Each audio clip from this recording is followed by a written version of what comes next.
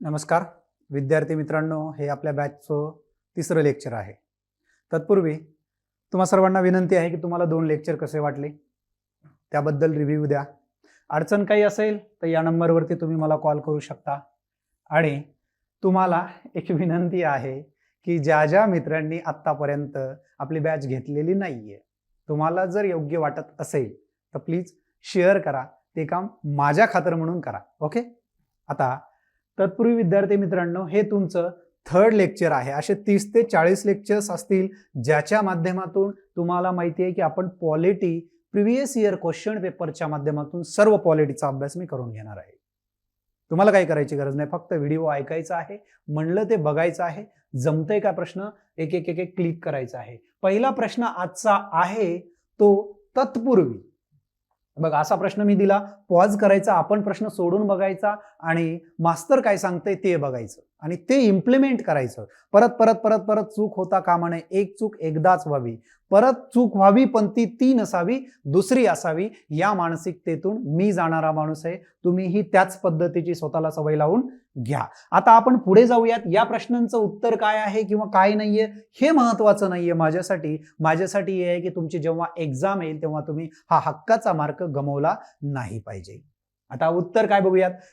राज्याच्या ध्येय धोरणासंदर्भात किंवा याला DPSP म्हणूयात, तत्वासंदर्भात योग्य विधाने. योग्य म्हणजे काय, राईट विचारलेलं आहे. पर्यायी उत्तर इथं दिलेले आहेत. बघा, आता ही संकल्पना आयरिश कडून घेतलेली आहे, अगदी बरोबर आहे. कधी ते दुसऱ्या देशाचं नाव देऊ शकतात, जसं की अमेरिका, ब्रिटन वगैरे, फ्रान्स देतील, तेवढे तुम्ही सुद्धा एडे नाही आहात, मला माहिती आहे.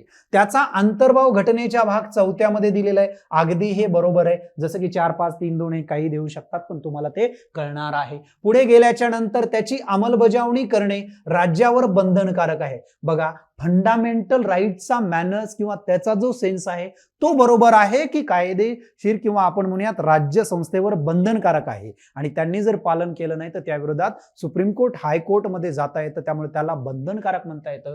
पण यांना बंधनकारक म्हणता येत नाही. क्लिअर झालं. ही सर्व असे प्रश्न म्हणजे काय आहेत, हे छुपा रुस्तुम आहेत. तुमच्या एका लाईन्स मध्ये छुपा रुस्तुमस आहेत, यांना पकडायचं आहे. ही कीवर्ड्स आहेत आणि यांच्यावर फार विचार करायचा आहे. सर्व गांधीवादी नाहीयेत, काही गांधीवादी, काही उदारमतवादी, बरोबर, काही समाजवादी, अशा पद्धतीचं नॉन कॉन्स्टिट्यूशनल, शब्द काय म्हणतो बघा, बिगर घटनात्मक क्लासिफिकेशन. घटनेत कुठेही याचं क्लासिफिकेशन दिलेलं नाही आणि त्यावरती जनरली प्रश्न येत नाही. पुढे गेल्याच्या नंतर सर्व गांधीवादी आहेत हे चूक आहे, म्हणजे याचा अर्थ सिंपल आहे, अ आणि ब बरोबर आहे. पर्याय क्रमांक 3 हे तुमचं ॲक्युरेट उत्तर आहे. माझा इथे प्रवास सुरू होतो, माझं काम इथून सुरू होतं. जसं की बघा, राज्य धोरणाची मार्गदर्शक तत्वे आहेत की प्रिव्हिजन. बघा, आता BN राव यांनी काय सांगितलं, व्यक्तीचे जे काही हक्क आहेत ना, एक व्यक्तीचे हक्क आहेत, मला असं वाटतं की यांचं 2 भागात डिवायडेशन करावं. का? कारण नुकताच जन्म झालेल्या भारत देशाला आपल्या हक्क जर लोकांना जास्त दिले आणि ते सर्व न्यायालयीन प्रक्रियेच्या अंतर्गत ठेवले तर प्रत्येक जण न्यायालयात जाईल आणि न्यायालयाला जास्त बर्डन होईल. या पद्धतीचं नको वाटत होतं BN राव यांना, म्हणून त्यांनी सांगितलं 2 करा. 2 केल्याच्या नंतर काय करा, त्यामध्ये न्यायालयाद्वारे बजावता येणारी, ज्याला आपण फंडामेंटल राईट्स किंवा शॉर्टकटमध्ये FR म्हणतो. पुढे गेल्याच्या नंतर न्यायालयाद्वारे न बजावता येणारे DPSP म्हणतो किंवा directive principle of state policy किंवा राज्य धोरणाची मार्गदर्शक तत्वे म्हणतो. आता पुढे या दोघांमध्ये खूप महत्वाची आहेत म्हणून किंवा मूलभूत आहेत म्हणून त्यांना फंडामेंटल राईट म्हणतात. त्यात तशा मूलभूत अधिकारांची नोंद केलेली आहे आणि इथे तत्वे आहेत किंवा प्रिन्सिपल आहेत की राज्य कसं चालावं, म्हणून इथे डायरेक्टिव्ह प्रिन्सिपल किंवा दिशा दाखवणारी तत्वे आहेत. कुणाला? राज्यांना. मग ही बंधनकारक आहेत, ही बंधनकारक नाहीयेत. याचा भाग 4 मध्ये उल्लेख केलेला आहे, आर्टिकल नंबर 36 ते 51 मध्ये. अगदी बेसिक, 0 जरी असेल तरी तुमचा कॉन्सेप्ट क्लिअर होईल. उगम यांचा झालेला आहे. घटना, जे काही घटनेत आलेलं आहे ते 35च्या कायद्यामधून आलेलं आहे. 35च्या कायद्यामध्ये आयरिश घटनेतून आलेलं आहे. आयरिश घटनेने स्पेन घटनेमधून घेतलेला आहे. असा हा प्रवास झालेला आहे आणि हे बरोबर आयरिश मधून आलेली आहेत असं आपल्याला समजतं, म्हणून हे उत्तर अगदी बरोबर होतं. पहिली लाईन तिथे तुम्ही बघितली असेल. सामाजिक व आर्थिक लोकशाही प्रस्थापित करणे यांचं काम आहे. मग लोकशाही किती असतात? सामाजिक असतात, आर्थिक असतात आणि राजकीय असतात. मग सामाजिक आणि आर्थिक यांचं काम, the point should be noted की राजकीय लोकशाही प्रस्थापित करणं कुणाचं काम आहे? कुणाचं काम आहे? चला बोला पटपट, कमेंट बॉक्समध्ये बोलत राहायचं, आपण आपल्या मनामध्ये बोलत राहायचं. आणि याचं काम आहे फंडामेंटल राईट्स. क्लिअर झालं हे काम? पुढे हे राज्य संस्थेवर नैतिक आणि राजकीय बंधने आणतात. काय आणतात? नैतिक आणि राजकीय बंधने घालतात. साहजिक आहे, बंधने घालतात पण बंधनकारक नाही. पोलीस राज्याच्या ठिकाणी म्हणजे हुकुमशाही राज्याच्या ठिकाणी कल्याणकारी राज्याला मूर्त रूप देतात. ही यांची वैशिष्ट्ये किंवा फॅक्ट्स आहेत. पुढे गेल्याच्या नंतर आणखी ही फंडामेंटल राईट्स ही व्यक्ती सापेक्ष आहेत. पुढचा एमसीक्यू किंवा PYQ जो काही येईल तो व्यक्ती सापेक्ष आहेत. डायरेक्टिव्ह प्रिन्सिपल ऑफ हे स्टेट आहेत किंवा समाज सापेक्ष आहेत. मग सर दोन्ही मधला बेसिक फरक सांगा. बघा, फंडामेंटल राईट ही एका व्यक्तीला अधिकार प्रोव्हाइड होतो, त्यांचा हक्क भंग झाला, तो व्यक्ती वैयक्तिकरित्या जातो आणि दाद मागतो आणि त्याला संरक्षण प्राप्त होतो. इथे व्यक्तीला सेंट्रलाइज करून किंवा व्यक्तीला पुढे ठेवून दिलेले अधिकार आहेत, ती फंडामेंटल राईट्स आहेत. सर्व समाजाचा विचार करून जेव्हा एखादे राईट्स बनवलेले आहेत, जसं की आपण म्हणूयात प्रेग्नन्सीमध्ये महिलांना सूट देण्यात आलेली आहे, विकर सेक्शनचं कल्याण केलेलं आहे. मग हे सर्व विकर सेक्शन, सर्व प्रेग्नंटवाल्या महिला किंवा सर्व आपण दारूबंदी सर्वांच्या हेल्थसाठी केलेलं आहे, हे सर्व सामाजिक आहेत, सर्व समाजासाठी आहेत. म्हणून त्यांना समाज सापेक्ष म्हणतात किंवा समाज स्वरूप आहेत आणि हे व्यक्ती स्वरूप आहेत. आता बघा, जसं की व्यक्ती स्वरूप म्हणजे माझी एक प्रॉपर्टी आहे, आता प्रॉपर्टी राईट नसला तरी तेव्हा प्रॉपर्टी राईट होता, किंवा आता मी एक व्यक्ती आहे, मला बोलण्याचा अधिकार आहे, तो व्यक्तिगत अधिकार आहे, म्हणून तो व्यक्ती सापेक्ष किंवा व्यक्ती स्वरूप आहे. यापेक्षा स्वस्त मध्ये तुम्हाला कोणी सांगणार नाही. आता पुढे गेल्याच्या नंतर फंडामेंटल राईटच्या अंमलबजावणीसाठी कायद्याची गरज नसते. अगदी बरोबर आहे, कारण फंडामेंटल राईट आपल्यामध्येच काय आहे? एक मूलभूत कायदा आहे ज्याचा वापर करणं गरजेचं आहे. जर वापर तुम्ही केला नाही तर ते काय होतं? व्हायोलेशन होतं. व्हायोलेशन झालं की सुप्रीम कोर्ट ओपन होतो, हायकोर्ट ओपन होतो, तुम्हाला पुढे माहिती आहे. DPSPच्या अंमलबजावणीसाठी मात्र वेगवेगळे कायदे करावे लागतात, जसं की दारूबंदी कायदा केलेलाच आहे, वेगवेगळे कायदे केलेले आहे. बरोबर आहे. मग हे अंमलबजावणी करायची असेल तर कायदे करावे लागतात.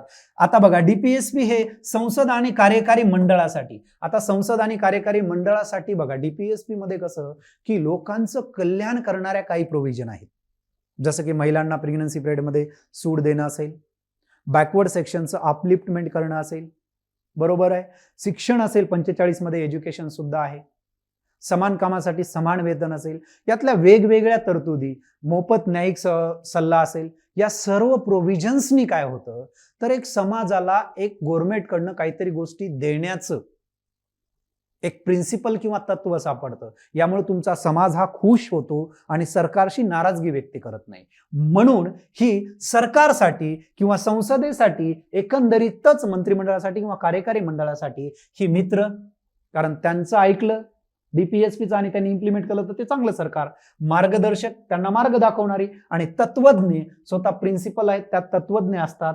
घटनेच्या सरनाम्यातील पुढचा पॉइंट, न्याय, स्वातंत्र्य, समता आणि बंधुता हे आदर्श प्रत्यक्षात आणणं याचं काम आहे. अशा पद्धतीने हे facts of directive principle of state policy होतं आणि त्या बॅकग्राऊंडनी हा पहिला प्रश्न तुमच्या स्क्रीनवरती आला होता. अशा पद्धतीने समाजवादी आहे, उदारमतवादी आहे, गांधीवादी आहे, काही गांधीवादी आहेत, काही उदारमतवादी आहेत, काही समाजवादी आहेत, असं तुम्हाला non constitutional classification of the directive principle of state policy म्हणता आलं असतं. त्यांनी सर्व शब्द वापरला आणि कन्फ्युजन केलं. That's it. पुढचा प्रश्न आहे, भारतीय स्वातंत्र्य कायदा 1947 मुळे संविधान सभेच्या झालेल्या बदलाबाबतची खालील विधाने विचारात घ्या. घेतली. पुढे पर्यायी उत्तरे दिलेली आहेत. मग यात सिंपल आहे, संविधान सभा पूर्ण सार्वभौम संस्था बनली. या कायद्यानुसार 18 जुलै 1947 ला तिकडे कायदा मंजूर झाला आणि इकडे आल्याच्या नंतर संविधान सभेला सार्वभौमत्व प्राप्त झाला. अगदी बरोबर आहे. जर हे बरोबर असेल तर अबरोबर, या ऑप्शन मध्ये अ आहे, या ऑप्शन मध्ये हा ऑप्शन कट होतो. संविधान सभा ही स्वतंत्र भारताची पहिली संसद बनली. बघा, त्या काळामध्ये जेव्हा संसद बनली तेव्हा संसदेचे जसं आज खासदार असतात तसे संविधान सभेचे मेंबर स्वातंत्र्य झाल्याच्या नंतर पहिली संसद बनली आणि तेच खासदार सुद्धा झाले. आजच्या कंडिशनवर बोलायचं झालं तर अगदी बरोबर आहे, पहिली संसद बनली. जेव्हा संविधान सभा म्हणजे कॉन्स्टिट्यूशनल असेंब्ली, विधिमंडळ म्हणजे याचा अर्थ काय, संसद म्हणून भरेल, तेव्हा ती संस्था म्हणून भरत असे. जेव्हा संसद म्हणून ती संस्था भरत असे तेव्हा तिच्या अध्यक्षपदी डॉक्टर राजेंद्र प्रसाद असत. आता बरोबर की चूक बऱ्याच लोकांना फ्लो मध्ये वाचत असताना इथपर्यंत सर्व ठीक आहे, पण राजेंद्र प्रसादच्या ठिकाणी काय पाहिजे, जीवे मावळंदकर पाहिजे. क्लिअर झालं, कारण ते संसदेचे अध्यक्ष होते किंवा संसद सभागृहाचे अध्यक्ष होते आणि कॉन्स्टिट्यूशनल असेंब्लीचे राजेंद्र प्रसाद अध्यक्ष होते. एवढंच काय ते त्यांनी उद्योग केलेला आहे, जो मी तुम्हाला खपवू देणार नाही. क्लिअर झालं, ते माझं काम आहे, माझ्यावरती सोडा. पुढे गेल्याच्या नंतर संविधान सभेची सदस्य संख्या 389 वरून तुलनेने 299 क्लिअर कमीपर्यंत झाली. आता साहजिक आहे, भारत एक अखंड देश होता, डिवाइड झाला, मग लोकसंख्येच्या आधारावरती संविधान सभेची संख्या ठरली होती. काही लोकसंख्या तिकडे गेली, त्यामुळे त्याची संख्या कमी झाली. एवढं सोपं काय होतं. आणि हे आकडे मात्र ॲक्युरेट दिलेले आहेत आणि बेसिकली आकडे ॲक्युरेटच असतात असं गृहीत धरायचं जोपर्यंत तुम्हाला माहिती होत नाही. पॉइंट शुड बी नोटेड, अतिशय महत्वाचं आहे. काहीतरी मी माझा अनुभव शेअर करतोय. गेल्या 5-7 वर्षामध्ये 10+ मेन्स दिलेले आहेत, भारतीला फॅकल्टी आहे. या सर्व अनुभवातनं किंवा या सर्व प्रश्नांवरती रिसर्च केले म्हणून मी बोलत आहे. Point should be noted. आता साहजिक आहे, क्लिअर झालं, जर ए, बी आणि डी बरोबर असेल तर अ, ब आणि ड पर्याय क्रमांक 3 तुमचं ॲक्युरेट उत्तर आहे. साहजिक आहे, सिंपल बघा, भारतीय स्वातंत्र्याचा कायदा 1947 मध्ये झाला आणि यानुसार भारताचं 2 देशामध्ये विखंडन झालं, एकीकडे भारत आणि दुसरीकडे पाकिस्तान. मग या भारतात होत असताना बदल काय झाले तर संविधान सभेमध्ये बदल करण्यात आले. घटना समिती ही सार्वभौम संस्था बनली आणि त्या घटना समितीचे अध्यक्ष राजेंद्र प्रसाद. यावरती प्रश्न होता, संविधान सभा हंगामी संसद बनली किंवा भारताची पहिली विधिमंडळ बनली आणि त्याचे अध्यक्ष मात्र जीवी मावळंदकर होते आणि सदस्य संख्या 389 वरून 299 झाली. अशा पद्धतीने प्रश्न सॉल्व्ह करायचा होता. That's it. Don't waste your time. Move on the next question. खालीलपैकी कोणत्या बाबीत जुळत नाहीत. आता साहजिक आहे, एवढा प्रश्न आला, मी मुद्दाम सांगितलं pattern of the question very important in all exams, not की पॉलिटी फक्त आहे. मग आता पॅटर्न ऑफ एक्झाम मध्ये एवढं कळलं की आपल्याला 4 जोड्या दिलेल्या आहेत, ऑलरेडी जुळून दिलेल्या आहेत. काही जण हा पराक्रम करतात की ही जोडी कुठेतरी इकडे जुळवण्याचा प्रयत्न करतात. असला रिकामा उद्योग मला चालणार नाही. क्लिअर झालं सर्वांना. आता पुढे बघा, सिंपल आहे. 11 डिसेंबरला काय झालं, 29 डिसेंबरला काय झालं, हे घटना समितीच्या बाबतीमध्ये वेगवेगळे काम केलेल्या डेट्स ऑफ फॅक्च्युअल्स आहेत. बरोबर आहे. आणि यावरती प्रश्न येतात, बाबांनो मग हे कशी सोडवायची सर, याबद्दल काहीतरी माहिती पाहिजे. बघा, सगळ्या ठिकाणी ट्रिक्स लावून चालत नाही, काही गोष्टीला ट्रिक्स मध्ये कन्वर्ट करावं लागतं. एखाद्या तुम्हाला जसं कॉन्सेप्ट लक्षात राहते ना, फॅक्ट लक्षात राहत नाही, पण त्या फॅक्ट्सला जर मी कॉन्सेप्ट म्हणून बनवू शकलो तर ती कॉन्सेप्ट झाली आणि ती तुमच्या कॉन्सेप्ट लक्षात राहील, संकल्पना लक्षात राहील. आणि ती राहण्यासाठी मी काय करतो ते बघा, सिंपल आहे. मी आतापर्यंत प्रश्न सोडून देतो. आधी 11 डिसेंबर 1946ला जवाहरलाल नेहरूंनी संविधान सभेत उद्दिष्टांचा ठराव मांडला. यांनी काय केले विद्यार्थी मित्रांनो, तुम्हाला माहिती आहे, वडिलांचं नाव घेतलेलं आहे, जे की चुकीचं आहे. इथे पंडित पाहिजे होतं. काय पाहिजे होतं? पंडित पाहिजे होतं. आणि मग जवाहरलाल आणि नेहरू एवढाच काय तो बदल केलेला आहे आणि त्यावरनं कोणती जुळत नाही, ही पहिली जुळत नाही. 29 ऑगस्ट 1947ला बरोबर आहे, मसुदा समितीची स्थापना झाली. डॉक्टर बाबासाहेब आंबेडकर हे तिचे अध्यक्ष होते. पुढे गेल्याच्या नंतर 26 नोव्हेंबर 1949ला भारतीय जनतेने स्वीकृत आणि अधिनियमित करून स्वतःच प्रत अर्पण केली. कशाची? संविधानाची. हे सुद्धा बरोबर आहे. आणि 24 डिसेंबर 1950ला विद्यार्थी मित्रांनो, संविधान सभेच्या सदस्यांनी अंतिमता सिग्नेचर्स केल्या. हे सुद्धा अगदी बरोबर आहे. मग साहजिक आहे, सर इथे काय एवढं चुकवलं? हा साहजिक आहे, एक शब्द ऍड करायचा. त्यांनी विसरले असतील किंवा नसतील किंवा मुद्दाम केलेला आहे, कारण दुसरा ऑप्शन तुम्हाला सापडत नाहीये. मग या घटना समितीच्या इम्पॉर्टंट फॅक्ट्स आहेत, पॉइंट शुड बी नोटेड. यासाठी तुम्हाला या टेलिग्राम चॅनलला जॉईन करायचंय विद्यार्थी मित्रांनो. तिथे तुम्हाला बऱ्यापैकी PDF बाकीचे डाटा सुद्धा मिळणार आहे. आणि माझी कृपया अगेन आणि अगेन विनंती आहे, ज्या विद्यार्थी मित्रांनी आतापर्यंत ऍडमिशन घेतलेलं नाहीये त्यांनी लवकरात लवकर ऍडमिशन घ्यावा. अतिशय महत्वाचं लेक्चर आहे. पुढे गेल्याच्या नंतर आणि फी अगदी माफक आहे. लायब्ररीच्या हाफ पेमेंट मध्ये म्हणजे 399 मध्ये हाफ पेक्षाही कमीच असेल. आता बघा, सिंपल आहे, ही तारीख आहेत आणि ही घटना आहे. घटना समितीने केलेल्या कामकाजावरल्या डेट सतत विचारल्या जातात. मग मी याला कॉन्सेप्ट मध्ये क्लिअर केलेल्या फॅक्ट्सला एक प्ली कॉन्सेप्ट, दुसरी, ही तिसरी आणि चौथी, अशा पद्धतीचे 4 वर्षामध्ये 4 घडलेल्या घटना आहेत. 46, 47, 49 आणि 50 मध्ये या घटना घडलेल्या आहेत. 9/12 म्हणजे 9 डिसेंबर. बरोबर आहे. 9 डिसेंबर, 11 डिसेंबर आणि 13 डिसेंबर. 9 डिसेंबर, 11 डिसेंबर, 13 डिसेंबर. 9, 11, 13. कळलं? फ्लो आला. 46 मधली घटना आली. 9ला पहिली बैठक भरली, अध्यक्ष निवड झाली. किती 11ला आणि 13ला उद्दिष्टांचा ठराव मांडला. कुणी मांडला? पंडित जवाहरलाल नेहरू. एवढंच दिलं होतं, जवाहरलाल नेहरू. एवढे बारीक सारीक प्रश्न जर चुकू शकत असतील तर तुम्हाला खरंच माझ्यासारख्यांची गरज आहे, हे विसरू नका. पुढे गेल्याच्या नंतर बघा 22/1, 22/7, 29/8 म्हणजेच याचा अर्थ 47 मध्ये सगळ्यात पहिल्यांदा ठराव मान्य झाला. 22 जानेवारी 1947 ला हा जो ठराव होता हा मान्य झाला. त्यानंतर 22/7, 7 म्हणजे कोणता बरं? जुलै. आता ऑगस्टमध्ये तुम्हाला झेंडावंदन करायचं होतं, त्यासाठी तुमच्याकडे झेंडा नको डिसाईड केलेला आणि त्याला मान्यता नको यायला, म्हणून मग 22/7 किंवा 22 आपण म्हणूया जुलैमध्ये तुम्हाला 1947 ला राष्ट्रध्वज मान्यता मिळाली. कोणी दिली? घटना समितीने. पुढे गेल्याच्या नंतर 29 सप्टेंबर 1947 ला मसुदा समितीची स्थापना करण्यात आली. काय करण्यात आलं? मसुदा समितीची स्थापना करण्यात आली 29/8 ला. पुढे गेल्याच्या नंतर आपण आता बघूयात 49 मध्ये काय झालं. आता साहजिक आहे 49 मध्ये 3 घटना झाल्या. 49 मे मध्ये राष्ट्रकुल सदस्यत्व दिलं. पुढे गेल्याच्या नंतर 24/11 म्हणजेच याचा अर्थ सिंपल आहे, 24 नोव्हेंबरला घटनावरती पहिल्यांदा सह्या झाल्या. म्हणून त्यांनी अंतिमता सिग्नेचर्स कधी झाल्या हे विचारलेलं आहे. पहिल्यांदा सिग्नेचर्स केल्या आणि 26 नोव्हेंबर 1949 जनतेने अंशकालीन घटना लागू झाली, म्हणजे घटनेचे काही भाग जसं की नागरिकत्व असेल, निवडणुकीच्या असेल, 366 आर्टिकल असेल, हंगामी संसद असेल, हे पुढे पुढे मी बोलणार आहे. फक्त ज्यांना माहिती आहे त्यांना कळत असेल मी काय बोलतो ते. जनतेने स्वतःच प्रत अर्पण केली या दिवशी, अगदी बरोबर आहे. आणि 50 मध्ये घटना घडली विद्यार्थी मित्रांनो, 24 जानेवारी 1950 अंतिमता सिग्नेचर्स झाल्या. या एका दिवशी 4 घटना घडल्या. 1 झाली अंतिमता सिग्नेचर्स, 2 झालं राष्ट्रगीत मान्यता, 3 झालं राष्ट्रगान मान्यता आणि 4 झालं राष्ट्रपतीची निवड. कोण झाले बरं भारताचे पहिले राष्ट्रपती? तुम्हाला माहिती आता. राष्ट्रगान आणि राष्ट्रगीत मध्ये फरक काय तुम्हाला माहिती आता, कारण तुम्ही PYQ ची बॅच लावलेली आहे, बरोबर. हे सर्व माहिती असणं गरजेचं आहे. राष्ट्रगीत म्हणजे तुमचं जनगण मन आणि राष्ट्रगान म्हणजे याचा अर्थ वंदे मातरम आणि राष्ट्रपती म्हणजे पहिले राजेंद्र प्रसाद यांची निवड झाली. अशा पद्धतीने ह्या फॅक्च्युअल्स डाटा आहेत ज्याला मी कॉन्सेप्ट मध्ये क्लिअर केलंय. 46 ला काय घडलं, 47 ला काय घडलं, 49 ला काय घडलं आणि 50 ला काय घडलं, या पद्धतीने तुम्हाला कॉन्सेप्ट वरती काम करायचं आहे.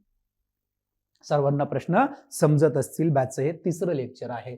केंद्र राज्य संबंधातील वैधानिक संबंधाबाबत जोड्या लावा. एकीकडे आहे केंद्र आणि दुसरीकडे आहे राज्य आणि त्यामध्ये संबंध जोडण्याचं काम भाग 11, 12, 13 ने केलेलं आहे. आणि या संबंधाच्या आर्टिकलवरती जनरली प्रश्न येतो. मग येत असेल तर मला माहिती पाहिजे काही बेसिक गोष्टी, जसं की आर्टिकल नंबर 248 मध्ये अवशिष्ट अधिकार किंवा उर्वरित अधिकारांची लिस्ट दिलेली आहे. 249 मध्ये राष्ट्रीय हितासाठी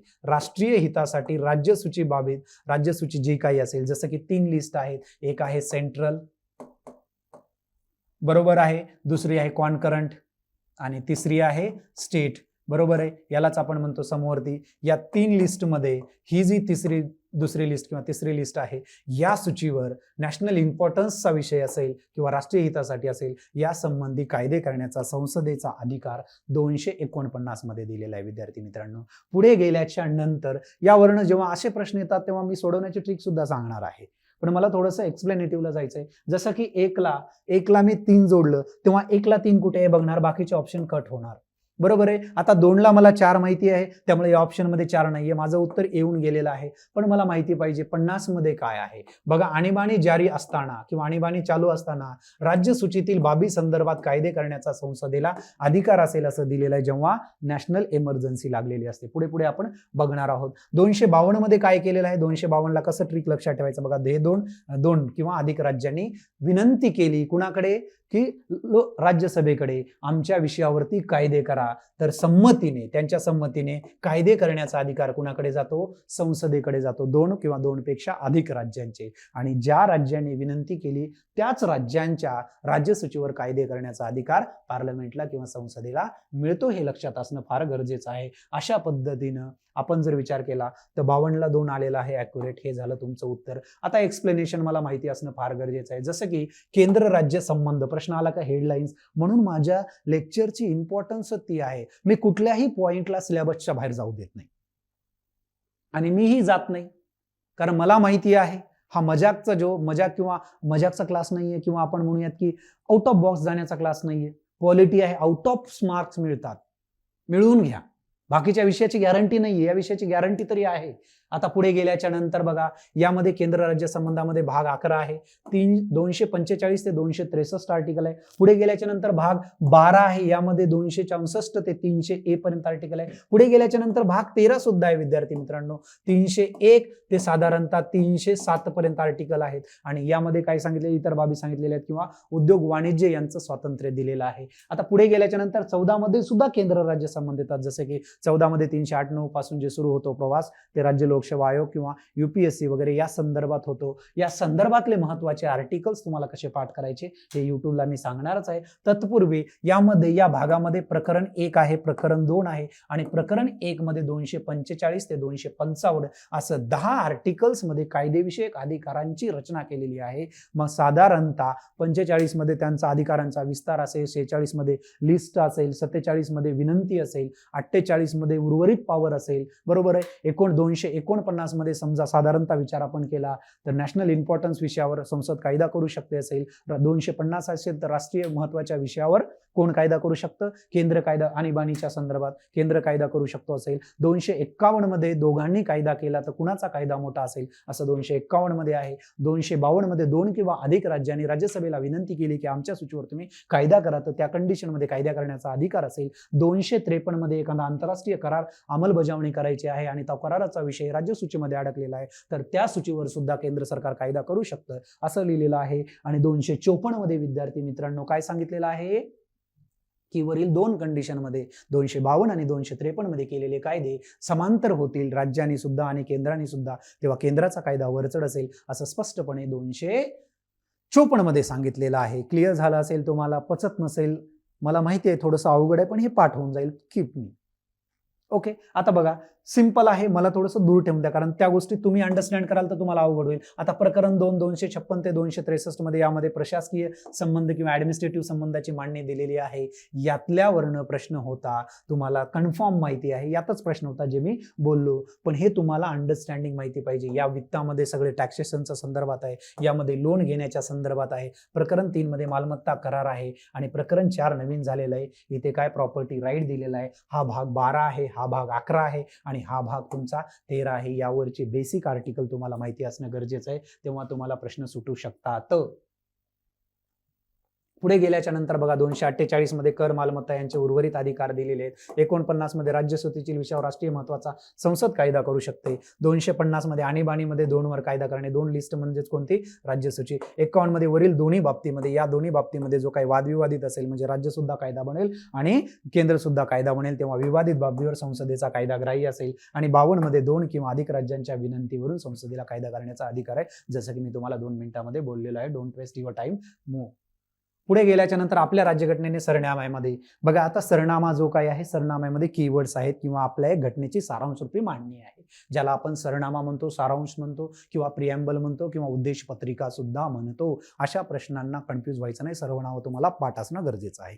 पुढे गेल्याच्या नंतर मग हे काय आहे सर, यावरचे कीवर्डच्या रँकिंग सुद्धा विचारल्या जातात, यांच्यावरचे फॅक्ट सुद्धा विचारले जातात. मग साहजिक आहे, आपल्या राज्यघटनेच्या सरनाम्यामध्ये विचार, अभिव्यक्ती, विश्वास, श्रद्धा आणि डॅश डॅश यांचे स्वातंत्र्य दिलेले आहे. मग हे स्वातंत्र्य किती दिलेले आहेत उद्देश पत्रिकेमध्ये, तर साहजिक आहे हे एक स्वातंत्र्य आहे संघटना करण्याचं, पण ते फंडामेंटल राईट मध्ये आहे. हेही स्वातंत्र्य आहे, पण ते फंडामेंटल राईट्स मध्ये आहे. लोकांचं कन्फ्युजन किंवा तुमचं कन्फ्युजन हेच असतं, हे सुद्धा स्वातंत्र्य वाचलेलं असतं. संचार करण्याचं सुद्धा स्वातंत्र्य वाचलेलं असतं, पण ते 19 आर्टिकल ऑफ फंडामेंटल राईट आहे. क्लिअर झालेलं आहे. त्यामुळे यांनी व्यवसाय करण्याचं सुद्धा तिथं स्वातंत्र्य दिलेलं आहे, पण हे सर्व 19 मधले स्वातंत्र्य आहेत. मला विचारलेले आहेत आपल्या सरनाम्याचे, उद्देश पत्रिकेचे किंवा प्रिएम्बलचे. हे माझ्या पॉईंट डोक्यामध्ये एकदम क्लिअर पाहिजे. ज्यांच्या डोक्यात पॉईंट क्लिअर नाहीये त्यांचं उत्तर दुसरं आहे.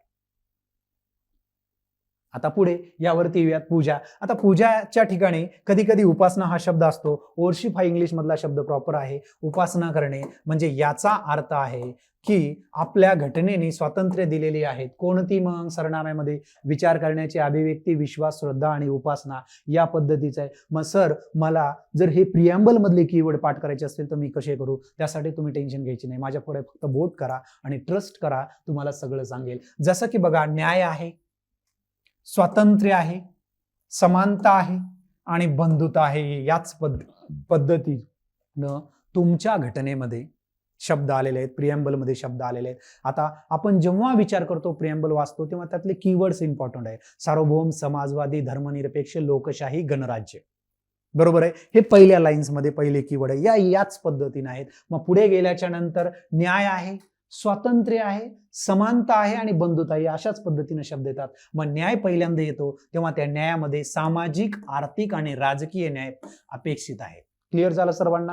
ही रशियाकडनं आपण कॉन्सेप्ट घेतली. हे अशाच पद्धतीनं पुढे गेल्याच्या नंतर स्वातंत्र्य येतात, जे की आपण फ्रान्स या देशाकडनं घेतलेली आहेत. मग विचार, अभिव्यक्ती, विश्वास, श्रद्धा आणि उपासना, याला कधी कधी पूजा हा नाव वापरलेलं आहे. काही हरकत नाहीये विद्यार्थी मित्रांनो, श्रद्धा आणि उपासना एकच आहे. हे स्वातंत्र्यामध्ये यांचा क्रम लागतो. आणि समानता विचारलं तर परत समानता फ्रान्सची आहे आणि यामध्ये काय सांगितलेलं आहे, दर्जा व संधीची समानता. आणि बंधुता फ्रान्स च्या ठिकाणी आपण जेव्हा विचार करतो तेव्हा त्यात स्पष्ट लिहायचं आहे, राष्ट्राची एकता आणि एकात्मता मिळून देणारी बंधुता अपेक्षित आहे आपल्याला. या पद्धतीनं आपण म्हणूयात रशिया असेल, फ्रान्स असेल, यांच्या पद्धतीने यांना लक्षात ठेवायचं आहे. मग ते तुमचं न्याय असेल, फ्रीडम असेल, इक्वॅलिटी असेल किंवा बंधुता असेल, हे सर्व माहिती असणं फार गरजेचं आहे. साहजिक आहे, हा एक प्रश्न आला, पुढे चलून आणखी पुढल्या याच्यावरती प्रश्न येऊ शकतो. पुढे गेल्याच्या नंतर राज्य विधिमंडळाने संमत केलेले विधेयक राज्यपाल राष्ट्रपतीच्या विचारात राखून ठेवू शकतात.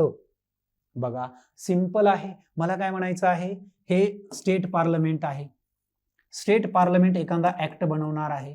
हे ऍक्ट या दोन्ही सदनांनी, जर समजा इकडे लोकसभा असेल आणि राज्यसभा असेल, या दोन सदनांनी जर हा ऍक्ट पास केला तर हा राज्यांच्या कुणाकडे जाणार आहे, गव्हर्नरकडे जाणार आहे. ऑब्व्हियसली सर, हे तर आम्हाला माहिती आहे. हो, त्याच्या पुढे सांगतोय मी. या गव्हर्नरचा एक सोविवेक अधिकार आहे. काय आहे? सोविवेक अधिकार आहे. सोविवेक अधिकार असा आहे की हवं तर गव्हर्नर या बिलाला मान्यता देतात. काय देतात? मान्यता देतात. आणि मान्यता सुद्धा दिल्याच्या नंतर हे बिल काय होतं, ऍक्ट बनतं. इथपर्यंत सर्वांना कळलेलं आहे. आता सोविवेक अधिकारामध्ये हे व्यक्ती किंवा गव्हर्नर हे बिल प्रेसिडेंटकडे पाठवतात. इथपर्यंत ह्या वरल्या लाईनचा किंवा वरील लाईनचा अर्थ आहे. आता पुढे मग राष्ट्रपतीकडे जेव्हा बिल जातं तेव्हा हा एक तर मुळात सोविवेक अधिकार आहे. काय आहे? सोविवेक अधिकार आहे. आणि तो पीडीकडे बिल येतं तेव्हा सेकंड जर्नी किंवा सेकंड टाइम किंवा सेकंड प्रोसेसमध्ये काय होतं, यावरती प्रश्न आहे. विधेयकाला मान्यता देतात अथवा राखून ठेवू शकतात. अगदी बरोबर आहे. विधेयकाला मान्यता देतात अथवा राखून ठेवू शकतात राष्ट्रपती, हे अगदी बरोबर आहे. आता बघा, राज्य विधिमंडळाकडे पुनर्विचारार्थ ते विधेयक परत पाठवू शकतात. अगदी बरोबर आहे. बघा, राज्य विधिमंडळाने संमत केलेले विधेयक राज्यपाल राष्ट्रपतीच्या विचारात राखून ठेवू शकतात. आता बघा, राज्य विधिमंडळाकडे पुनर्विचारात ते विधेयक पाठवू शकतात किंवा परत करू शकतात. अगदी बरोबर आहे. पण मनी बिल पाठवण्याचा अधिकार नाही त्यांना. पण इन जनरल स्टेटमेंटमध्ये आपण ॲझ्युम करा की सामान्य बिल आहे, ते परत पाठवू शकतात. राष्ट्रपतीकडून आता परत पाठवू शकतात म्हणजे मान्यता देऊ शकतात किंवा काय करू शकतात, रद्द करू शकतात किंवा ठेवू शकतात. एक झाली. दुसऱ्या कंडिशनमध्ये काय करू शकतात, हे परत पाठवू शकतात. आता परत आलं बिल, हे राष्ट्रपतीकडून परत आलेल्या विधेयकावर राज्य विधिमंडळाने 3 महिन्यामध्ये, किती महिन्यामध्ये? 3 महिन्यामध्ये. एवढाच काय तो प्रश्न फिरवलेला आहे. इथं फक्त 6 महिने. विद्यार्थी मित्रांनो, पुढे पुढे चला, मी सांगतो. 6 महिन्यात, 3 महिन्यात पुनर्विचार केला पाहिजे. आणि जर पुन्हा ते विधेयक मंजूर केले म्हणजे यांनी 3 महिन्यात पुनर्विचार केला पाहिजे आणि नंतर यांनी मंजूर सुद्धा केलं, परत काय होतं बघा. आता मंजूर केले तर राष्ट्रपतीला त्या संमती देणे आणि मंजूर केलं आणि परत अगेन राष्ट्रपतीकडे गेलं. आता संमती देणे बंधनकारक आहे असं त्यांचं म्हणणं आहे. बघा, इथपर्यंत ठीक आहे, इथपर्यंत ठीक आहे. संमती देणे बंधनकारक नाही एवढं वाक्य पाहिजे होतं, जे की चुकलेलं आहे. एवढा शब्द बदललेला आहे. इथे 3च्या ठिकाणी 6 पाहिजे होतं. एवढंच काय ते बदललेलं आहे. बाकी सर्व स्टेटमेंट व्यवस्थित आहे. हेच तर मला तुम्हाला समजून सांगायचं आहे. पुढे गेल्याच्या नंतर पुनर्विचारार्थ परत आलेले विधेयक जर राज्य विधिमंडळाने पुन्हा मंजूर केले, बघा, पुनर्विचारार्थ परत आलेले विधेयक जर राज्य विधिमंडळाने पुन्हा मंजूर केले तर राष्ट्रपतींनी त्यास 6 महिन्यात मान्यता द्यावी. मान्यता इकडे केली आणि राष्ट्रपतीकडे परत गेलं, 6 महिन्यात मान्यता द्यावी असं लिहिलेलं आहे. बघा हे चूक आहे. 6 महिन्याचा कालावधी किंवा राष्ट्रपतीवर कुठलंही बंधन नाही विद्यार्थी मित्रांनो. हे समजून जाणं फार महत्वाचं आहे आणि एवढ्या पद्धतीचे क्लिष्ट प्रश्न आहेत. इथे 6 महिन्याचं राष्ट्रपतीस कुठलेही बंधन नाही किंवा बंधन पाहिजे असं नाही, बंधन नाही, राष्ट्रपतीवर बंधन नाही. हा, विधिमंडळावर बंधन आहे, 6 महिन्यात त्यांनी विचार करावा. त्यामुळे हे सुद्धा विधान चुकीचं आहे विद्यार्थी मित्रांनो. आणि बघा हे सुद्धा 3 महिने असल्यामुळे आणि नाही असल्यामुळे इथे हे सुद्धा विधान चुकीचं आहे. अ आणि ब चा प्रश्न येतो जे की बरोबर आहेत. एवढ्या पद्धतीनं अवघडात अवघड मला सोपे प्रश्न घेऊन 2 मिनिटांमध्ये तुम्हाला संपवता पण येतो. पण विद्यार्थी मित्रांनो, मी विद्यार्थ्यांशी खूप लॉयल आहे. मला माहिती आहे विद्यार्थी मित्रांची काय गरज आहे. सोपे प्रश्न घेऊन मला इथे हक्क गाजवायचा नाहीये. मला अवघड प्रश्नातून तुमचा खडतर प्रवास सुखकर करायचा आहे.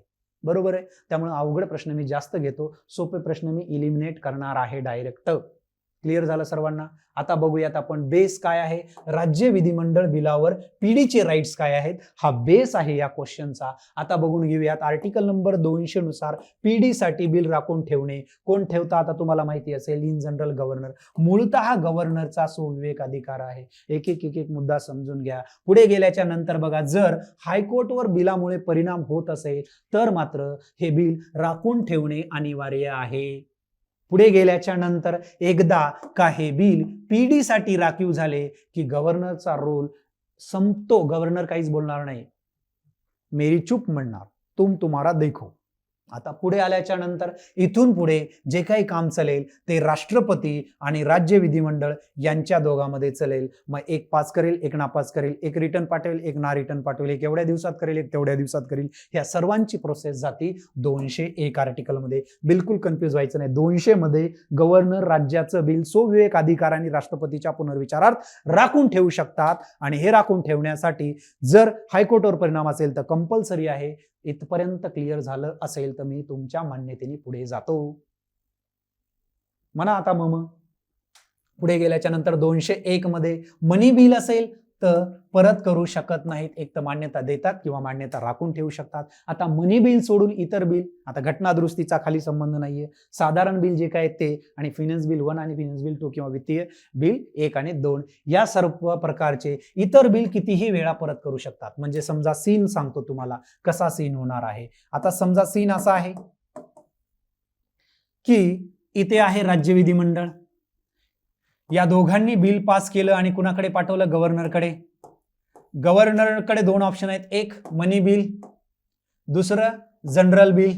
मग जनरल बिल मध्ये सगळे बिल आले बरं का, फायनान्स बिल वगैरे किंवा साधारण बिल वगैरे. मनी बिल इकडे गेलं तर हे इकडे पाठवू शकत नाहीत, रिटर्न करू शकत नाहीत. एक मान्यता देऊ शकतात किंवा होल्ड करू शकतात. काय करू शकतात? होल्ड करू शकतात. आता हे बिल इकडे जर आलं, इकडे आलं बघा, इतर बिल कितीही वेळा परत करू शकतात. मग हे बिल कितीही वेळा परत करू शकतात, कितीही वेळा परत करू शकतात. कुणाकडे? राज्यांच्या विधिमंडळाकडे. समजून जा, राज्यांच्या विधिमंडळाकडे, कारण गव्हर्नर चालवली तर संपलेला आहे. किती वेळा परत करू शकतात. परत आलेल्या बिलावर, समजा या कंडिशन मध्ये पहिल्यांदा परत आलं बिल, परत आलेल्या बिलावर विधिमंडळाने, समजून जा व्यवस्थित कन्सेप्ट, परत आलेल्या बिलावर विधिमंडळाने 6 महिन्यात पुनर्विचार करायला हवा. कोणी? राज्य विधिमंडळाने. कार्यकालाचं बंधन कुणावरती आहे? राज्य विधिमंडळावर, राष्ट्रपतीवर नाहीये. त्यांनी त्याच प्रश्नामध्ये तेच काम केलेलं आहे. आता राष्ट्रपतीवर वेळेचे कुठलेही बंधन नाही, राष्ट्रपतीवर वेळेचे कुठलेही बंधन नाही, पण त्यांनी राष्ट्रपतीवर सुद्धा बंधन आणलं आणि आपला प्रश्न काढून घेतला. पण हक्काचा प्रश्न जाऊ द्यायचा नाही. इथपर्यंत सर्वांना क्लिअर झालेलं असेल. Once again I repeat it, कारण मला माहिती आहे हे प्रश्न खूप अवघड होता तुलनेने, कारण राज्यसेवा मुख्य परीक्षा देत आहे तुम्ही. माझ्याकडे असं कॅटेगरी नाहीये. कंबाईन प्रीला सुद्धा, क्लार्कला सुद्धा अवघड प्रश्न येऊ शकतो, राज्यसेवेला सुद्धा मेन्सला सोपा प्रश्न येऊ शकतो. त्यामुळे राज्यघटनेच्या बाबतीमध्ये कुठेच असं डिस्क्रिमिनेट करायचं नाही. मी कंबाईनच देतो, मला ग्रुप सीच व्हायचंय, मला राज्यसेवा कुठं द्यायची, एवढा अवघड कसं करू, हे तुमच्या डोक्यातले वाह्यात विचार काढून टाका. पहिला मुद्दा महत्वाचा आहे. विधेयकाला मान्यता देतात अथवा रोखून ठेवू शकतात, अगदी बरोबर आहे. राज्य विधिमंडळाकडे पुनर्विचारात पाठवू शकतात, अगदी बरोबर आहे. राष्ट्रपतीकडून परत आलेल्या विधेयकावर राज्य विधिमंडळात 3 महिने नाही तर किती महिने आहे? 6 महिने आहे. आणि जर पुन्हा ते विधेयक परत केले तर राष्ट्रपतीवर त्यामध्ये संमती देणे बंधनकारक नसते. पुढे गेल्याच्या नंतर पुनर्विचारात परत आलेले विधेयक जर विधिमंडळाने पुन्हा मंजूर केले व राष्ट्रपतीच दिले तर राष्ट्रपतीला असं 6 महिने वगैरे कालावधी काही ठरलेला नाही. या पद्धतीचा प्रश्न होता. एवढं सोपं काम होतं. बघा, विचारात घ्या. घेतल्याच्या नंतर काय करा? वरील सर्व बरोबर काय काय काय निवडा किंवा योग्य निवडा. आता साहजिक आहे, भारतीय राज्यघटनेने अनुच्छेद 2 हे भारतीय संघराज्याच्या भाग नसलेल्या भूप्रदेशाचा समावेश अथवा त्यांची नवीन राज्यामध्ये स्थापना करण्यासंदर्भात आहे. 2 यांचं म्हणणं असं आहे की आर्टिकल नंबर 1 नंतर जे येणारं 2 आहे त्या 2चं काम असं आहे की भारतीय भूप्रदेशाचा एखादा भाग नाहीये, जसा की हा भारत आहे आणि इकडे एखादा भाग आहे, हा भारताच्या भूप्रदेशामध्ये किंवा युनियन ऑफ इंडियामध्ये सामील करायचा आहे, तर त्या संदर्भात तुम्हाला 2 आर्टिकल लागेल असं सांगितलेलं आहे. अगदी यांच्याप्रमाणे हे बरोबर आहे. पुढे मी प्रूव्ह करतो. भारतीय राज्यघटनेचे अनुच्छेद 3 हे अस्तित्वात असलेल्या केंद्रशासित प्रदेशासह घटक राज्यांच्या स्थापने संबंधी अथवा त्यातील बदलासंबंधी तरतूद करते. अगदी बरोबर आहे. बदला संदर्भात किंवा स्थापनेसंदर्भात जसं की हा भाग आला आणि इकडे हा भारताचा भाग बनला, मग याला भारताअंतर्गत डिवाइड करायचं आहे, तर या कंडिशनमध्ये 3 आर्टिकल लागू होतं. यांचं म्हणणं असं आहे, हे सुद्धा बरोबर आहे. I will prove it. पुढे गेल्याच्या नंतर भारतीय राज्यघटनेतील अनुच्छेद 3 खाली असलेले विधेयक केवळ लोकसभेतच मांडलं जातं. आता हे पॉइंट यांनी बरोबर चूक दिलेला आहे, कारण हे कोणत्याही सभागृहामध्ये मांडलं जातं, कोणत्याही सभागृहामध्ये मांडलं जातं. आता हे चूक आहे, म्हणजे याचा अर्थ वरीलपैकी सर्व गेला, क बरोबर असण्याचा प्रश्न संपलेला आहे. त्यामुळे हा ऑप्शन कट झाला. पर्याय क्रमांक 2. मग साहजिकच आहे, ही राज्यांची जी मांडणी आहे तो त्या प्रश्नांचा बेस आहे आणि त्या प्रश्नांच्या बेसला कव्हर करणं माझं काम आहे. आता बघा, आर्टिकल नंबर 2, भारतीय संघराज्यात योग्य अटीवर नवीन राज्य दाखल करून घेणे, भारतीय संघात नवीन राज्य समाविष्ट करून घेणे, अस्तित्वात असलेले कुठेतरी जगाच्या पाठीवर अस्तित्वात असेल नवीन राज्याला संघराज्याअंतर्गत प्रस्थापित करणे, अस्तित्वात नसलेले म्हणजे तिकडे अस्तित्वात नाही कुठे इंडियाच्या बाहेर आणि अस्तित्वात असलेलं इंडियाच्या बाहेर, या दोघांनाही इंडियामध्ये घेऊन येणं, जसं की 10वी घटनादुरुस्ती, 12वी घटनादुरुस्ती आणि 14वी घटनादुरुस्ती, दादर नगर हवेली, दमन दीव आणि पुदुचेरी यांचा अनुक्रमे असा क्रमांक लागतो. ते कुठल्या तरी प्रदेशाचे भाग होते, कुठल्या तरी देशाचे भाग होते, त्यांना आपण देशात आणलं आणि हे करत असताना घटनादुरुस्ती करण्याची गरज असते विद्यार्थी मित्रांनो, म्हणून या घटनादुरुस्त्या झालेल्या आहेत. पुढे गेल्याच्या नंतर आर्टिकल नंबर 3 नुसार भारतीय संघराज्याअंतर्गत राज्य पुनर्रचना करण्याचा अधिकार आहे, म्हणजे इंटरनल जे काही स्ट्रक्चर आहे इंडियाचं ते डिस्टर्ब करण्याचा अधिकार आहे, ते डिवाइड करण्याचा अधिकार आहे आर्टिकल नंबर 3 मध्ये. आता पुढे गेल्याच्या नंतर त्यासाठी काही कंडिशन्स आहेत आणि ते बदल काय काय होतात ते सुद्धा दिलेलं आहे. बिल जे काही असतं विद्यार्थी मित्रांनो राष्ट्रपतीच्या पूर्वसंमतीनेच मांडलं जातं. इथपर्यंत सर्वांना क्लिअर झालेलं असेल. पॉइंट दुसरा आहे, कोणत्याही सदनामध्ये, यावरती प्रश्न होता का, मी एक्सप्लेन केला का, सांगितलं का तिथल्या तिथं काय उत्तर चूक होतं, पण मला कॉन्सेप्ट बिल्डिंग बनवायची आहे, क्वालिटी कंटेंट आणि एक्सप्लेनेशन मेथड प्रोव्हाइड करायची आहे, म्हणून मी या पद्धतीने डिटेल्समध्ये जातोय, जेणेकरून विद्यार्थ्यांनी जे काही फार कमी अमाऊंट आहे, आय नो 399 रुपये, पण त्या अमाऊंट्समध्ये विद्यार्थ्यांना क्वालिटी कंटेंट प्रोव्हाइड व्हावा, क्वालिटीमध्ये कुठेही कॉम्प्रोमाइज केली जाणार नाही. बरोबर आहे. पुढे गेल्याच्या नंतर कोणत्याही सदनामध्ये मांडलं जातं, बिल संबंधित राज्याचा दृष्टिकोन घेण्यासाठी विधिमंडळाकडे पाठवलं जातं. समजा जसं की एखादा राज्य आहे, महाराष्ट्र आहे, त्या राज्य किंवा आपण म्हणूया तिथलं केरळ राज्य आहे, हे बिल संसदेमध्ये गेलेलं आहे. त्या संसदेमध्ये बिल गेल्याच्या नंतर त्या राज्यांना काय वाटतं त्या राज्याकडे प्रस्ताव पाठवला जातो, पण मी स्पष्ट एक शब्द लिहिलेला आहे, त्यांच्याकडे कुठलाही राईट्स नाही. काय नाही? राईट्स नाही. म्हणजेच काय? But no rights. Buts no right. त्यांनी एखादं सांगितले नाही नाही केरळ फोडायचा नाही, केरळ तोडायचा नाही, या 2 राज्य करायचे नाहीत, किंवा महाराष्ट्रापासून मुंबई फोडायचं नाही, असं जरी म्हणलं तरी फरक पडत नाही. फक्त तुमचा दृष्टिकोन आणि दृष्टिकोनासाठी किती कालावधी असावा हे ठरवण्याचा अधिकार घटनेत कुठेच दिलेला नाही, राष्ट्रपतीवर सोडलेला आहे. हे सर्व घडलेलं आहे 5वी घटनादुरुस्ती 1955 असेल. इथे 52 दिलेलं आहे, इथे 55च्या आसपास असेल. बरोबर. पुढे गेल्याच्या नंतर युटी असेल तर बिल पाठवण्याची गरज नाही. मग युटी म्हणजे काय? तर युनियन टेरिटरी किंवा केंद्रशासित प्रदेश असेल तर त्या संदर्भात बिल पाठवण्याची गरज नाही, कारण तिथं विधिमंडळ प्रत्येक ठिकाणी असतातच असं नाही. हे होत असताना एवढ्या बिलामध्ये किंवा यामध्ये छेडछाड करण्याचा अधिकार जेव्हा प्राप्त होतो, तेव्हा छेडछाड किंवा आपण बदल कसे करू शकतो, तर क्षेत्र जे काही असतं राज्यांचं, बघा क्षेत्र आहे ते वाढवू शकता, तुम्ही कमी करू शकता, काही करू शकता, त्यामध्ये इंटरचेंज करू शकता, सीमा बदल करू शकता, आणि पुढे चलून विद्यार्थी मित्रांनो तुम्ही त्यामध्ये त्या त्या नावांमध्ये सुद्धा बदल करू शकता. या पद्धतीची ही कॉन्सेप्ट आहे. इथपर्यंत सर्वांना क्लिअर झाला असेल. आता प्रश्न येतो विद्यार्थी मित्रांनो आर्टिकल नंबर 4चा. कलम 3 नुसार मांडलेल्या बिलासाठी जे काही घडेल ते 4 मध्ये सांगितलेलं आहे आणि या 4चं काम एकच आहे की यासाठी जी काही घटना दुरुस्ती करायची आहे ती गरज नाही. काय नाही? गरज नाही. हे बिल साध्या बहुमताने पास करायचं. कसं करायचं? साध्या. हे प्रश्न येणार आहेत विद्यार्थी मित्रांनो किंवा आले सुद्धा असतील. यानुसार केलेला बदल हा घटना दुरुस्ती समजण्यात येणार नाही. हे झालं आर्टिकल नंबर 1, 2, 3, 4 भाग 1 आणि या पद्धतीचा प्रश्न होता विद्यार्थी मित्रांनो. अशा पद्धतीने माझी प्रश्न कव्हर करण्याची पद्धत आहे. राज्य पुनर्रचना आयोग आणि कायदा या बाबतीत खालील विधाने विचारात घ्या. राज्यसेवा पूर्व परीक्षा 2019 ला प्रश्न आलेला आहे. याची स्ट्रेंथ तुम्ही समजून जा आता किती डेप्थ मध्ये आहे. साहजिक आहे 5 स्टेटमेंट दिलेले आहेत. हा नवीन प्रश्नांचा पॅटर्न आहे. मी तुम्हाला सांगितलं होतं 17 प्रकारचे पॅटर्न्स आहेत. त्यातला जास्तीत जास्त स्टेटमेंट देणं आणि ऑप्शन मध्ये कमीत कमी ठेवणं. बघा मॅक्झिमम 3 आहेत ऑप्शन मध्ये. म्हणजे याचा अर्थ योग्य जर विचारत असेल आणि मला जर योग्य निवडायचे असेल तर यात कन्फर्म एक झालेला आहे की मॅक्झिमम 3 सत्य असू शकतात. काय असू शकतात?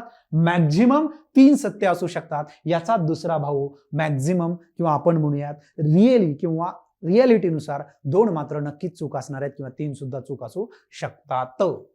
साहजिकच आहे. आता आयोगाची नियुक्ती डिसेंबर 1953 मध्ये झाली. साहजिक आहे राज्य पुनर्रचना आयोग आहे. डिसेंबर 1953 मध्ये आयोगाची पुनर्रचना किंवा आयोगाची स्थापना करण्यात आली. अगदी बरोबर आहे. जर कन्फ्युजन असेल तर याला म्यूट करायचं, डॉट देऊन द्यायचा. पुढल्या प्रश्नाला बघूयात कारण यावरती ऑप्शन्स आपल्याला कळणार आहेत, खेळता येणार आहे. आयोगाच्या प्रमुखपदी फजल अली हे होते आणि आयोगाचे अन्य सदस्य कोण होते? HV कामत आणि गोविंद वल्लभ पंत हे दोन्हीही सदस्य नव्हते. फजल अली होते, आदिनाथ कुंजरू होते, पन्नीकर होते, पण ही 2 सदस्य नव्हती. हे चुकीचे शब्द वापरले. आवडीचे आहेत, अवघड नाही. ते कामं किंवा हे नावं आपण ऐकलेली आहेत पण ही या कमिटीमध्ये किंवा या आयोगामध्ये नव्हती. त्यामुळे हे विधान चूक आहे. आयोगाने आपला अहवाल सप्टेंबर 54 मध्ये दिलेला आहे असं लिहिलेलं आहे. आयोगाने आपला अहवाल सप्टेंबर 54 मध्ये नसून सप्टेंबर 1955 मध्ये दिलेला आहे. त्यामुळे हे सुद्धा विधान चूक आहे. राज्य पुनर्रचना अधिनियम जो काही अधिनियम किंवा ऍक्ट आहे तो ऍक्ट पार्लमेंटमध्ये प्रोसीड होतो आणि तो मान्यता होतो. मग असा कायदा 31 ऑगस्ट 1956 रोजी मंजूर करण्यात आला. अगदी बरोबर आहे. असा कायदा जेव्हा मंजूर होतो, कुठलं एखादं बिल मांडलं जातं ते सभागृहात चर्चा होते, त्या बिलाला मान्यता मिळते, त्यावर राष्ट्रपतीची सिग्नेचर होते आणि त्याला अमुक अमुक डेटला लागू केलं जातं. मग हाच कायदा या आयोगानुसार आलेल्या शिफारसीहून आलेलं बिल आणि बिल झालं मंजूर आणि मंजूर झाल्याच्या नंतर गेलं राष्ट्रपतीकडे आणि राष्ट्रपतीनंतर ते बिल होतं लागू. मग हे लागू होत असताना राज्य पुनर्रचना अधिनियम 1 जानेवारी 1957 नाहीये तर 1 नोव्हेंबर 1956 मध्ये लागू करण्यात आलं. यांनी ही सुद्धा डेट चुकवलेली आहे. म्हणजे याचा अर्थ सिंपल आहे. 2 नंबरचं विधान चूक आहे आणि 3 नंबरचं विधान चूक आहे. ब आणि क ला ऑप्शन मध्ये राहण्याचा अधिकार नाही. आता बघूयात काय होते बरं. 1 मिनिट, कन्फ्युजन होते काय? हा, हे सुद्धा चूक आहे, हे सुद्धा चूक आहे, हे चूक आहे, 1 चूक आहे, 3 चूक आहेच. बरोबर आहे. मग त्यानुसार आपल्याला ब, त्यानंतर क आणि ई ला राहण्याचा अधिकार नाही. ब, क आणि ई ला राहण्याचा अधिकार नाहीये. म्हणजेच याचा अर्थ अ आणि ड फक्त बरोबर आहेत. हे अशा पद्धतीने तुम्हाला प्रश्न सोडवणं गरजेचं होतं. तुम्हाला बघा कसं कन्फ्युजन होत आहे. मला सगळं माहिती असून मला ऑप्शन निवडताना 2 सेकंड्स कन्फ्युजन झालं. अशा पद्धतीचे प्रश्न फार जिकरीचे असतात. ह्या प्रश्नांना सिरियस घेण्यासाठी तर मी आलेलो आहे. मग आता राज्य पुनर्रचनेचा जो काही प्रवास आहे आणि तो प्रवास होत असताना त्यामध्ये वेगवेगळे काय आलेले आहेत? क्लायमॅक्स आलेले आहेत. मग हे सर्व डेट्स तुम्हाला इम्पॉर्टन्स आहेत, आयोग इम्पॉर्टन्स आहेत. एक एक मुद्दा आता मी क्लिअर करतो. राज्य पुनर्रचनेचा जो प्रवास आहे, भाषावार प्रांत रचना आयोगाला डिसेंबर 48 मध्ये अहवाल आला, ज्याला दार म्हणतो. भाषा या घटकाऐवजी प्रशासकीय सोयीनुसार जी काही प्रांताची रचना आहे करावी. आता मग त्यानुसार बऱ्याच लोकांना भाषेनुसार स्टेट हवं होतं, जसं की तेलंगणा किंवा आंध्र प्रदेश त्या काळामध्ये असेल. सगळे त्यांना भाषेच्या आधारावरती हवं होतं. मग बराच वादविवाद झाला. मग पुढे गेल्याच्या नंतर डिसेंबरमध्ये यांचं कोणी ऐकत नव्हतं म्हणून डिसेंबर 1948 मध्ये JVP कमिटी आली किंवा जवाहरलाल वल्लभभाई आणि आपण म्हणूयात पटेल वगैरे त्या समितीमध्ये होते. आता पुढे गेल्याच्या नंतर आता JVP कमिटीचा अहवाल सुद्धा एप्रिल 1949 मध्ये आला. भाषावार प्रांत रचना अमान्य केली. पण एक भाषा एक भाषा एक घटक म्हणून मान्य केलं. म्हणजे भाषावर प्रांतरचना त्यांना मान्य नव्हती, पण भाषा एक घटक असावा आणि घटकापैकी एवढं तरी त्यांनी मान्य केलं. 1950 मध्ये घटनेमध्ये राज्यांची विभागणी 4 भागामध्ये केली होती, जसं की ABCD, पण ती तात्पुरती होती. पुढे चलून बदलावंच लागणार होतं, कारण त्यामध्ये इम्पॉर्टन्स इंग्रजांच्या कृतीनुसारची होती आणि त्यानुसार राज्य निर्माण होती. साहजिकच आहे, ऑक्टोबर 53 मध्ये पोट्टी श्रीरामपुल्लू यांनी काय केलं, उपोषण केलं आणि मद्रासमधून तेलुगू भाषिकांसाठी आंध्र प्रदेश वेगळा करण्यासाठी आंदोलन झाली. 56 दिवसाचं उपोषण झालं आणि 1 ऑक्टोबर 1953 मध्ये आंध्र प्रदेश या पहिल्या भाषावर प्रांत रचनेची किंवा भाषावर राज्यांची निर्मिती झाली आणि तेव्हापासून प्रवास सुरू झाला. इथपर्यंत स्टॉप घ्या. पुढे घेतल्याच्या नंतर आता काय करता येईल किंवा कसे राज्य निर्माण करता येतील, सर्वांनी डिमांड केली आमच्या भाषेनुसार राज्य द्या, महाराष्ट्र, मराठी, महाराष्ट्र, असं एक सूत्र तयार झालं. मग फजल अली आयोगाला अहवाल यांनी सप्टेंबर 1955 मध्ये दिला. पॉइंटेड.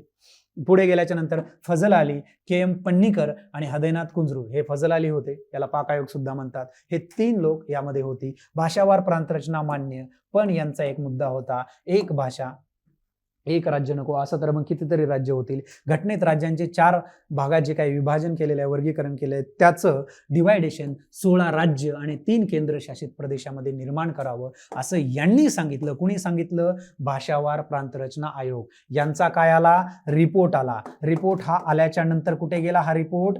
पार्लमेंटमध्ये. पार्लमेंटमध्ये रिपोर्ट गेल्याच्या नंतर हे काय तयार झालं?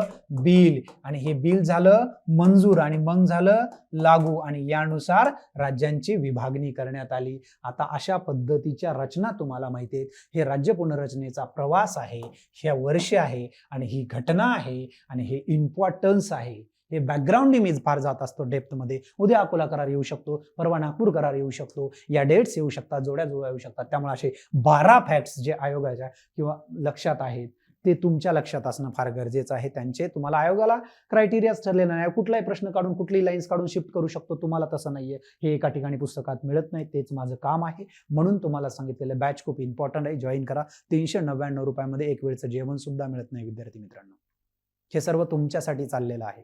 बरोबर आहे की तळागाळातल्या माझ्या शेतकऱ्यांच्या मुलांपर्यंत एज्युकेशन्स आणि टफ कॉम्पिटिशनमध्ये त्याच क्षमतेने उतरण्याची कुवत पैदा व्हावी, हे माझा उद्देश आहे. आता पुढे गेल्याच्या नंतर 1 मुद्दा आहे. ऑगस्ट 1947 मध्ये अकोला करार झाला. तुम्हाला माहिती आहे अकोला कराराचे प्रोव्हिजन्स काय काय आहेत हिस्ट्रीमध्ये. जून 48 मध्ये दार आयोग आला.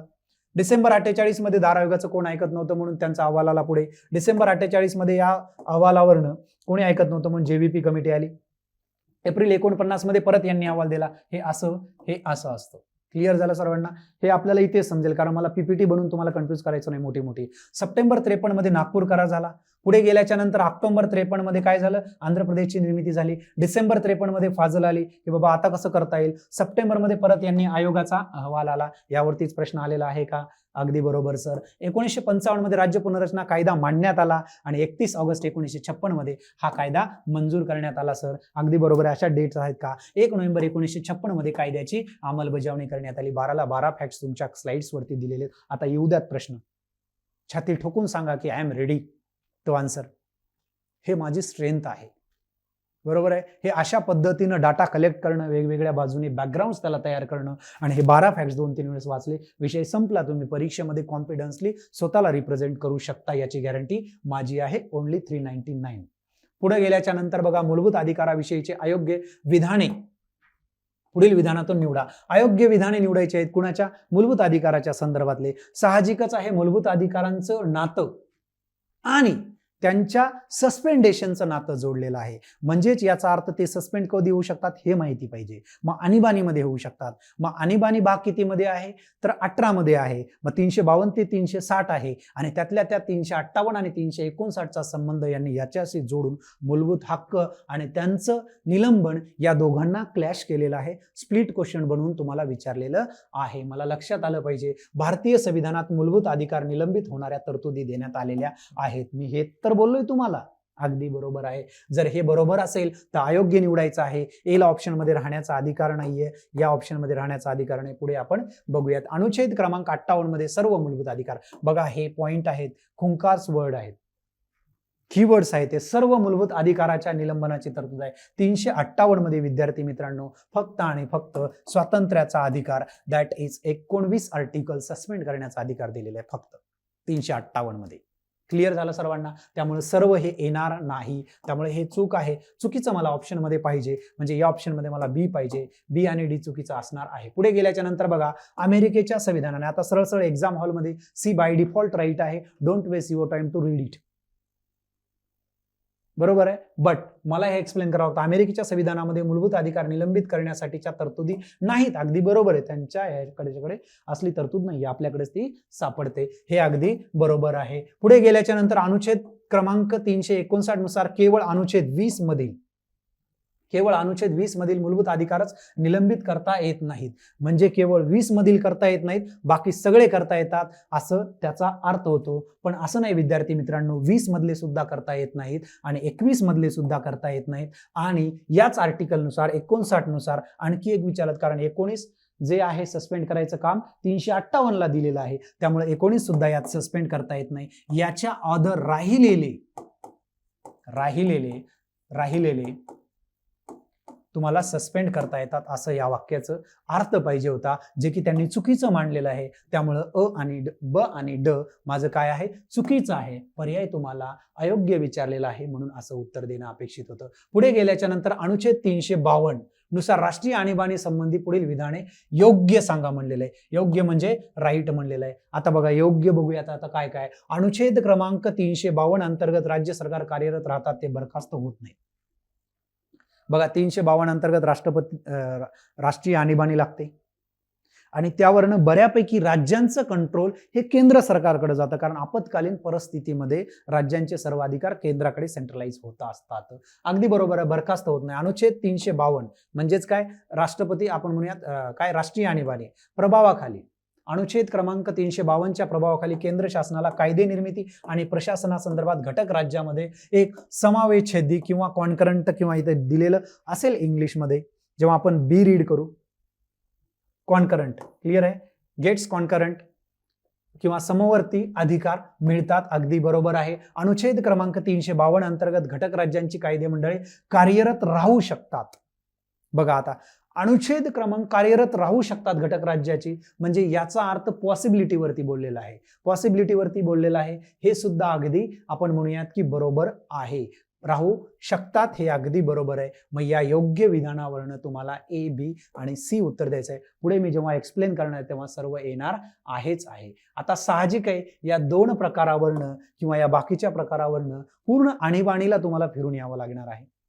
आता मग माझा कॉन्सेप्टच ती आहे की आणीबाणीचा जेव्हा विचार येतो तेव्हा भाग 18 352 ते आर्टिकल 360चा दौरा करावा लागतो. मग हे दौरा करत असताना तुम्हाला प्रकार समजून घेणं गरजेचं आहे की राष्ट्रीय आणीबाणी 352 आहे, राज्य आणीबाणी 356 आहे आणि आर्थिक आणीबाणी 360 आहे. आता साहजिक आहे, या आणीबाणी होत असताना बहिर्गत कारण एक असतं आणि अंतर्गत कारण एक असतं. अंतर्गत होत असताना किंवा बहिर्गत होत असताना आपण बघूयात, बहिर्गत मध्ये परकीय आक्रमण होणार आहे, जसं की बाहेरून आहे, भारत युद्धात सामील झालाय जसं की दुसऱ्या देशासोबत आहे, किंवा तशी शक्यता आहे.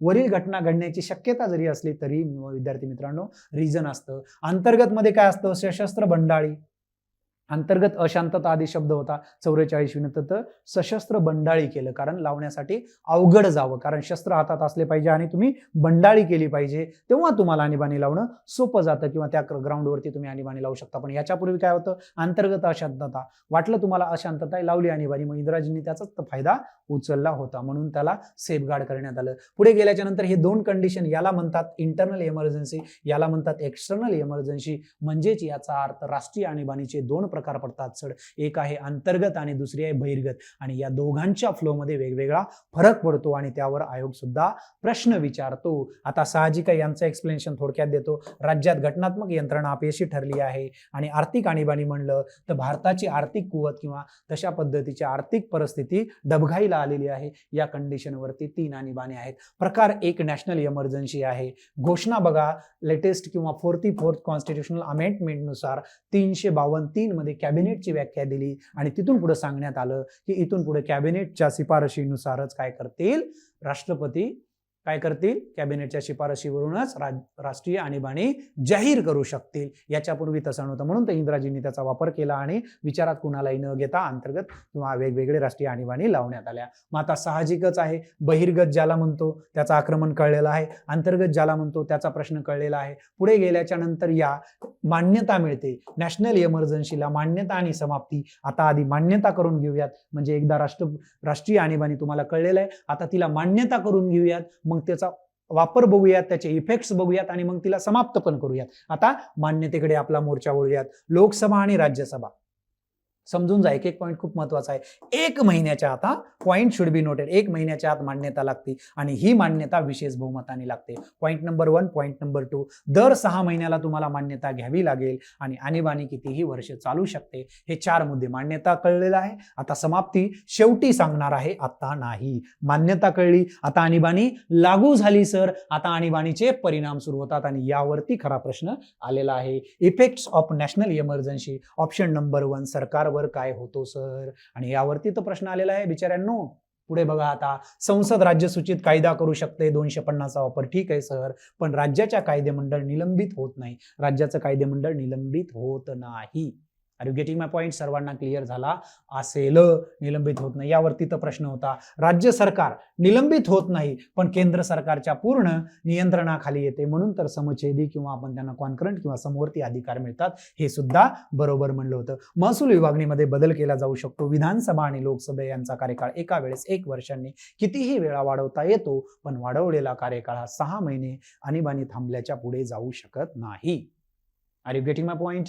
केंद्र कोणत्याही बाबतीत राज्यांना निर्देश देऊ शकतं, म्हणजे याचा अर्थ काय? राज्य सरकार कार्यरत असते, ऍक्टिव्हेट असते, पण कार्यक्षमता कमी होते, कारण ती कार्य करण्याची क्षमता केंद्राकडे प्रोव्हाइड झालेली असते. अशा पद्धतीचा तो प्रश्न होता. इफेक्ट्स नंबर 2 मध्ये येतं तुमचं फंडामेंटल राईट्स किंवा परिणाम फंडामेंटल राईट वरती कसे होतात. यासाठी 2 कंडिशन ओपन होतात. एक होते 358 ची आणि दुसरी होते 359 ची. या 2 कंडिशनचा इफेक्ट जेव्हा होत असतो तेव्हा 358 ला घेऊन आणि 359 ला घेऊन बरेच काही चेंजेस आहेत. जसं की 358 काम करतं फक्त 19 ला सस्पेंड करण्याचं.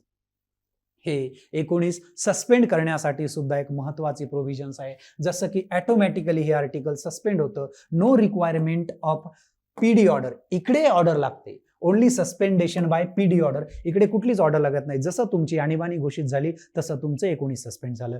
हे होत असताना पुढे आणखी एक कंडिशन आहे. No use in internal national emergency, म्हणजे तुमची नॅशनल इमर्जन्सी लागलेली आहे. मी इकडे तुम्हाला काढून देतो. तुम्हाला नॅशनल इमर्जन्सी लागलेली आहे. ही नॅशनल इमर्जन्सी एक तर एक्सटर्नल लागू शकते किंवा इंटरनल लागू शकते. जर तुमची एक्सटर्नल लागली तरच तुमचं 19 सस्पेंड होईल, अदरवाईज होणार नाही. हे 19 या कंडिशन मध्ये सस्पेंड होईल. जर इंटरनल कारणावरनं लागली तर तुमचं 19 सस्पेंड होणार नाही. अशा पद्धतीचा हा डायलॉग इथं मी मांडण्याचा प्रयत्न केलेला आहे, तुम्हाला कळून येईल. आता पुढे जाऊयात आपण. ऑटोमॅटिकली सस्पेंड, जसं जसं आणीबाणी थांबेल automatically enforce after revocation of national emergency. जसं इमर्जन्सी थांबेल तसं तो ऍक्टिव्ह होईल, जसं इमर्जन्सी लागेल तसं तो सस्पेंड होईल. इथपर्यंत सर्वांना क्लिअर झालं. No use in internal emergency. आता only national emergency related laws are protected. या 19च्या प्रोव्हिजन मध्ये जे काही असतं ते फक्त नॅशनल इमर्जन्सी संदर्भातलेच लॉ प्रोटेक्ट होतील. दुसऱ्या लॉला तुम्हाला संरक्षण मिळणार नाही, म्हणजे तुम्ही मनमानी करू शकत नाही. आता 59 मध्ये काय? For all fundamental right except काय सांगितलेलं आहे? 20 आणि 21. आणि याच मुद्द्याला बारकाव्याने विचार केला आणि फक्त 20चा प्रश्न आयोगाने मुद्दा मांडला आणि 21ला म्यूट केला आणि तुम्हाला ड्यूट करण्याचा प्रयत्न करण्यात आला ऑप्शन मध्ये. पुढे गेल्याच्या नंतर बघा, only suspend by PD order असतं. Suspension partially and fully, time आणि एरिया. आता हे काय आहे बरं, याची डिफाईन करा सर. अलाउड इयर म्हणजे बघा, हा भारत देश पूर्ण आहे. या भारत देशामध्ये 3 वर्षासाठी इमर्जन्सी लागलेली आहे. मला ऑल फंडामेंटल राईट सस्पेंड करायचे आहेत. हे करत असताना मी त्या 3 वर्षापैकी 6 महिने म्हणजे पार्शियली टाइम झाला. ह्या संपूर्ण देशाचा विचार करत असताना मी फक्त गुजरात साईड किंवा वेस्टर्न इंडिया यामध्येच करतो. बरोबर आहे, म्हणजे हा पार्शियली एरिया झाला. अशा पद्धतीने मला लागू करता येतात यांचं suspension. Work in both national emergency, मग नॅशनल इमर्जन्सी कोणती, इंटरनल अँड एक्सटर्नल. हे फक्त वर्क कशात करतं, national emergency in internal case किंवा अंतर्गत केस. अशा पद्धतीचा मुद्दा तुमच्या हातात असणं गरजेचं आहे विद्यार्थी मित्रांनो. Once again all of you सर्वांना माहिती असेल आधी प्रोव्हिजन्स काय होत्या आणि नंतर प्रोव्हिजन्स काय होत्या. इथे आपण थांबूया, तिथून टू बी कंटिन्यू पुढल्या व्हिडिओमध्ये करूयात. Okay, thank you so much.